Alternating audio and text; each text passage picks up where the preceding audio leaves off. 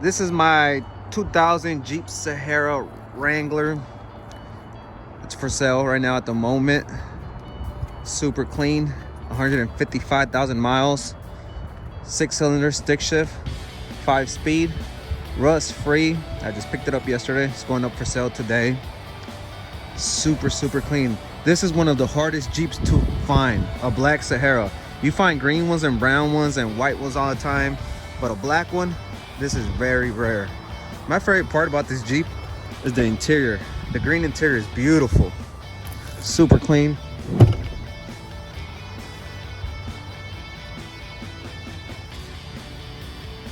Hardtop's in great condition. Brand new tires are around with the brand new 5th wheel in the back. This thing is beautiful. I can't believe I actually own this right now at the moment. Fog lights, I'm not sure if they work, I haven't tried them. I don't really care for them. So I want to give you guys a few tips on buying when you're looking to buy one of these Jeep Wranglers. These things are like a 20-year-old cars that are so hard to find, and then when you find them, they're all rusted and beat up or with 300,000 miles on them. I want to go over a few tips before you actually purchase one of these. So the first thing, this is what I do when I buy one of these. Personally, this is how I start when I start looking for things. My first thing, these Jeeps are so notorious for rusted frames.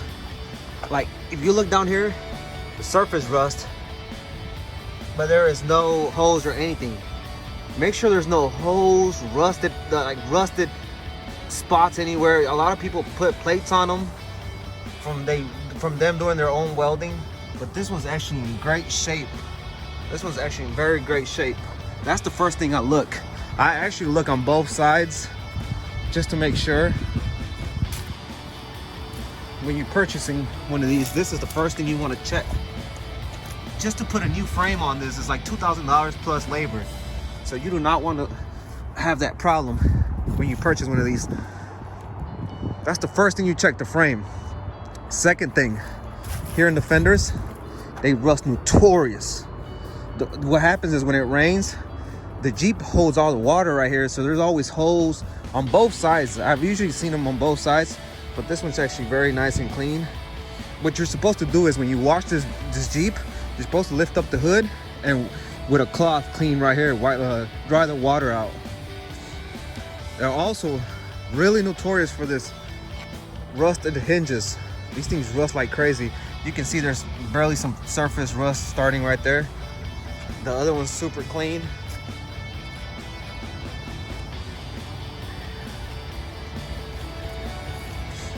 That's the first couple things that I look at before buying a Jeep Wrangler. So it looks good to me. I'm about to buy it. Keep checking it out. Second, make sure the interior is in good shape. There are always tear right here. I don't know why. There's always a tear on this driver's seat. Maybe from going in and out. It's just low quality seats. It's an old car, I mean, I understand, but make sure it's in good shape. Back seat's good. This thing is amazing. Second most important thing I look for, besides the rust, pop the hood open. Hood open.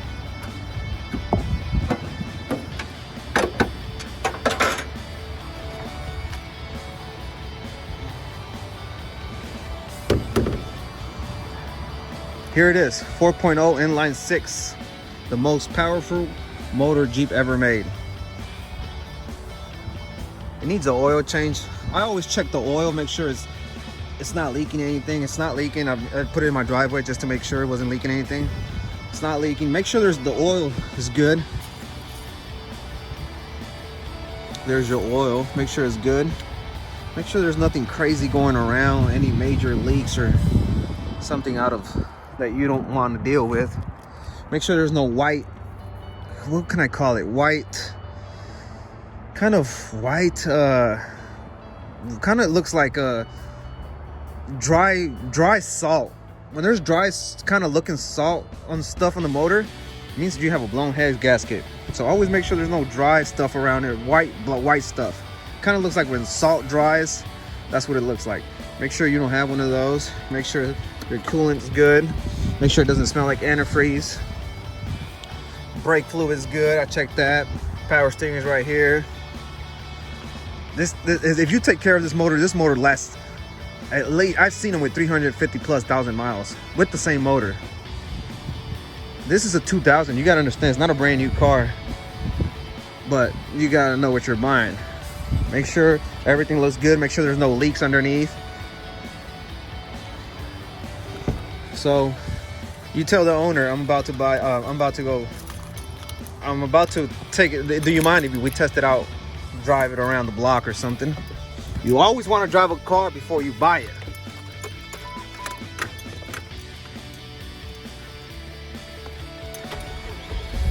So the Jeep is on now. I always check for check engine lights on. I hate check engine lights on. They're my biggest pet peeve. I can't stand them. This one doesn't have no lights on the dash, which is a great thing. Heater works. Make sure your heater works. Make sure your AC works. Lights. This one actually has cruise control. This is one like this cruise control was an upgrade back in 2000. If you put cruise control on a Jeep Wrangler, you have some serious cash. I'm gonna put the hood down.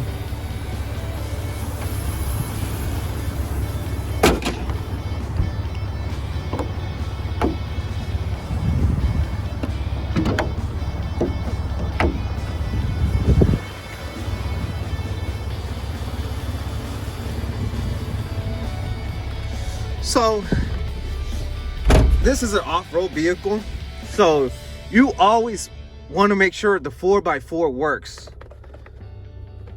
You always want to make sure the 4x4 works. This is an expensive fix. If your 4x4 doesn't work, you're going to have some serious issues with a Jeep. So you go out for a drive, you test drive it, it sounds good, it drives good. These things are real common for muffler leaks, so make sure there's no muffler leak anywhere. So you're driving it around, sounds good, ship's good, everything's going well, right? You get back to the house where you found the Jeep was at. I always test the 4x4 before I buy it. I always do. I love the 4x4, I love the power. I love driving a 4x4 Jeep. So you put the 4x4, put it on neutral, put the Jeep in neutral. If it's a stick shift, well, even if it's an automatic, you put it in neutral. 4 high. 4 high is on. Part-time on the dash, it's on. 4 high is on, it's working, shift. 4 high is when you're drive, you can drive up to 35 miles per hour. When it's real snowy out and you want to slide or you want to be careful, you can drive up to 35 miles per hour on 4 high. You take it out of neutral, take it out of 4 high, I mean, it comes off.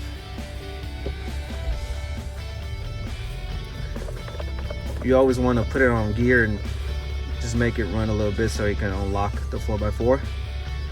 I always check both on 4 high and 4 low. So how you put 4 low, put it back in neutral, all the way down. 4 lows on. Part-time on the dash, it's ready to go.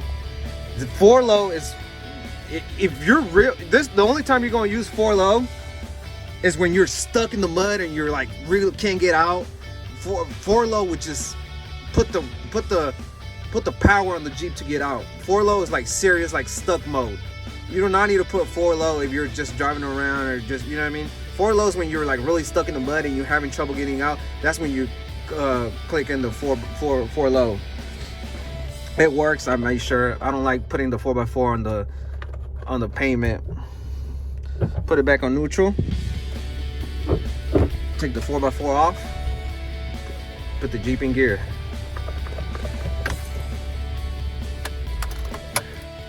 So that's it. Make sure you I'm real picky about salvage and rebuilt titles. I hate them. I won't buy them. I buy everything that has a clean title. This one has a clean Indiana title. and then you do your deal. So I hope my tips work for you guys when you're buying one of these Wranglers. These things are beautiful. If you didn't know, this Jeep Wrangler is the #1 car in the United States that holds value. These things hold crazy value. Everybody wants them. Follow, subscribe. Thank you guys so much. Appreciate it.